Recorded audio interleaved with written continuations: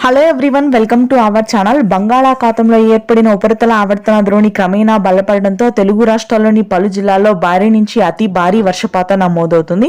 పలు ప్రాంతాలు దాదాపుగా నీట మునిగే అవకాశం ఉంది. భారీ తుఫాను ప్రభావంతో కుండపోత వర్షాలు కురనున్నాయి.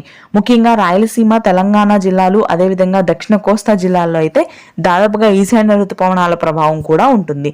నవంబర్ 27 నుంచి 29 వరకు కూడా అతి భారీ వర్షాలు మధ్యాంధ్ర, గుంటూరు, కృష్ణా, కోనసీమ, ఆ తర్వాత ప్రకాశం, నెల్లూరు జిల్లాల వరకు కూడా విస్తరిస్తాయి. భారీ నుంచి అతి భారీ వర్షాలు కురుస్తాయి. ఆ తర్వాత నేరుగా వర్షాలు రాయలసీమ జిల్లాల్లో కూడా విస్తరించనున్నాయి. దాదాపుగా ఈశాన్య ఋతుపవనాల ప్రభావంతో చిత్తూరు, కర్నూలు వ్యాప్తంగా భారీ నుంచి అతి భారీ వర్షాలు, కడప, అనంతపురం వ్యాప్తంగా మోస్తరు నుంచి భారీ వర్షపాతం నమోదవుతుంది. రానున్నటువంటి 4 రోజుల పాటు ముఖ్యంగా దక్షిణ కోస్తా, రాయలసీమ జిల్లాల్లో అయితే ఆకాశం మేఘావృతమై భారీ వర్షాలు కురుస్తాయి.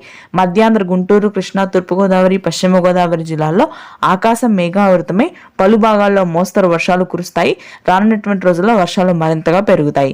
చలి తీవ్రత కూడా తెలంగాణలోని ఉత్తర తెలంగాణ, ఉత్తర కోస్తా జిల్లాల్లో మాత్రమే అత్యధికంగా ఉంది. మిగిలిన ప్రాంతాల్లో సగటున ఉష్ణోగ్రతలు క్రమక్రమంగా పెరుగుతున్నాయి.